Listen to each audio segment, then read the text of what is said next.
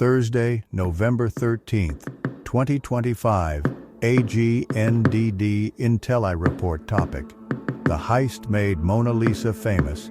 Please pardon any visual and informational inaccuracies in this entirely AI-generated article-based video. The heist that made the Mona Lisa famous. In 1911, a former Louvre employee perpetrated one of the greatest art heists in history, the theft of Leonardo da Vinci's immortal painting, Mona Lisa. By Evan Andrews, History.com. Published August 19, 2016. Last updated October 20, 2025. The theft of the Mona Lisa has been called the art heist of the century, but the caper itself was fairly rudimentary. On the evening of Sunday, August 20th, 1911, a small, mustachioed man entered the Louvre Museum in Paris and made his way to the Salon Carré, where the Da Vinci painting was housed alongside several other masterworks.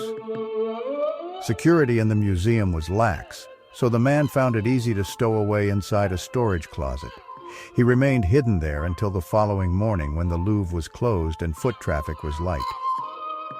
At around 7:15 a.m., he emerged clad in a white apron, the same garment worn by the museum's employees. After checking to see if the coast was clear, the thief strode up to the Mona Lisa, plucked it off the wall, and carried it to a nearby service stairwell, where he removed its wooden canvas from a protective glass frame. The art heist of the century. The lone hitch in the thief's plan came when he tried to exit the stairwell into a courtyard. Finding the door locked, he placed the Mona Lisa, now wrapped in a white sheet, on the floor and tried to take apart the doorknob. He made little progress before one of the Louvre's plumbers appeared on the stairwell. Rather than apprehending him, however, the plumber took the man for a trapped co-worker and assisted him in opening the door. With a friendly thank you, the thief made his getaway. Just a few moments later, he waltzed out of the Louvre with one of the world's most valuable paintings tucked beneath his apron. For more than a day, the Louvre staff had no clue that the Mona Lisa had been stolen. The museum's paintings were often removed from the walls for cleaning or photography, so passers-by took little notice of the blank space where the portrait was usually located. Finally, at around noon on Tuesday, a visiting artist asked a security guard to track the painting down. When the guard couldn't locate it, the museum called the police and began a frantic search. It was only then that the Mona Lisa's glass frame was discovered in the service stairwell. That same evening, a museum official announced the theft to the world. "The Mona Lisa is gone," he said. "Thus far, we haven't a clue as to who might have committed this crime." News of the disappearance prompted a public outcry in France. What audacious criminal, what mystifier, what maniac collector, what insane lover has committed this abduction, wondered the Parisian magazine L'Illustration. An army of detectives descended on the Louvre to dust for fingerprints and question witnesses. Cars, steamer passengers, and pedestrians were searched at checkpoints, and police circulated wanted posters of the Mona Lisa's enigmatic half-smile. When the Louvre finally reopened a week later, thousands of people came to gawk at the empty wall where the painting had once hung. Promising leads. Despite the media circus, the police investigation turned up few promising leads. One high-profile suspect was Guillaume Apollinaire, an avant-garde poet who had once called for the Louvre to be burned down. Apollinaire was arrested in September 1911 after police linked him to the earlier theft of two ancient statuettes which had been lifted from the Louvre by his secretary. During his interrogation, he implicated his close friend Pablo Picasso, a 29-year-old Spanish artist who had purchased the statuettes and used them as models in his paintings. While the authorities questioned Apollinaire and Picasso in connection with the Mona Lisa's disappearance, the two future art legends were later cleared due to lack of evidence. As days turned into months, speculation on the Mona Lisa's whereabouts ran rampant. The New York Times wrote that a great number of citizens have turned amateur Sherlock Holmeses and continue to advance most extraordinary theories.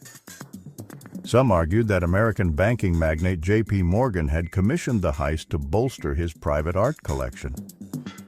Still others believed the Germans had masterminded it to disgrace the French. Alleged sightings filtered in from such far-off locales as Brazil, Russia, and Japan, but more than 2 years eventually passed without a break in the case. Many began to believe that Da Vinci's 400-year-old masterpiece was lost for good. The culprit, unbeknownst to police, however, the Mona Lisa was still in France. In fact, from the very day that it was stolen, it had languished in a one-room apartment on the outskirts of Paris. Its thief was Vincenzo Peruggia, an Italian immigrant who had once worked at the Louvre as a handyman. He had even helped construct the Mona Lisa's protective frame. After making off with the painting in August 1911, the 29-year-old had stashed it in his home in a wood trunk with a false bottom. As a former Louvre employee, he was questioned about the theft on 2 separate occasions, but police never considered him a serious suspect. Peruggia kept the Mona Lisa hidden for 2 years while he waited for the heat to die down. "I fell a victim to her smile and feasted my eyes on my treasure every evening," he later said. "I fell in love with her." Peruggia finally made an attempt to sell his treasure in December 1913. Using the alias Leonard, he sent a letter to a Florentine art dealer named Alfredo Geri and informed him that he had stolen the Mona Lisa and wanted to repatriate it to Italy. After conferring with Giovanni Poggi, director of Uffizi Gallery, Geri invited Peruggia to Florence and agreed to take a look at the painting. A few days later, the 3 men gathered in Peruggia's hotel room, where he produced a mysterious object wrapped in red silk. "We placed it on the bed," Geri later wrote, "and to our astonished eyes the divine Mona Lisa appeared, intact and marvelously preserved." The Florentines immediately arranged for the painting to be taken to the Uffizi. They also agreed to Peruggia's 500,000 lire sales price, but they had no intention of actually buying the Mona Lisa. Instead, after having the portrait authenticated, they reported the thief to the authorities. On the afternoon of December 11, 1913, police arrested Peruggia at his hotel. The Mona Lisa is returned. After a brief tour through Da Vinci's homeland, the Mona Lisa was finally returned to the Louvre in January 1914. Peruggia, meanwhile, was charged with theft and put on trial in Italy. During his testimony, he claimed that national pride had inspired him to steal the painting, which he believed had been looted from his native Italy during the Napoleonic era. Peruggia was mistaken. Da Vinci had brought the Mona Lisa to France in 1516, and King François I had later purchased it legally. But the patriotic defense won him legions of admirers. Even after the prosecution presented evidence that he planned to shop the painting around to art dealers and sell it for profit, many Italians still considered him a national hero. In the end, he was sentenced to 1 year and 15 days in prison, but served just 7 months before winning his release on appeal. He later fought in the Italian army during World War I before returning to France, where he died in 1925. While Peruggia was eventually forgotten, his daring heist only made the Mona Lisa more famous. At least 120,000 people went to see the painting in the first 2 days after it was returned to the Louvre. Art lovers and critics launched into fresh speculation about its subject's mysterious smile, and it was referenced in countless cartoons, advertisements, parodies, postcards, and songs. The Mona Lisa had left the Louvre a work of art, author Diane Hales later wrote. She returned as public property, the first mass art icon. Today, the world's most recognizable painting remains in the Louvre, where it hangs in a climate-controlled box protected by bulletproof glass. It receives some 8 million visitors each year. Thank you for watching this AGNDD intelliReport, dear viewers.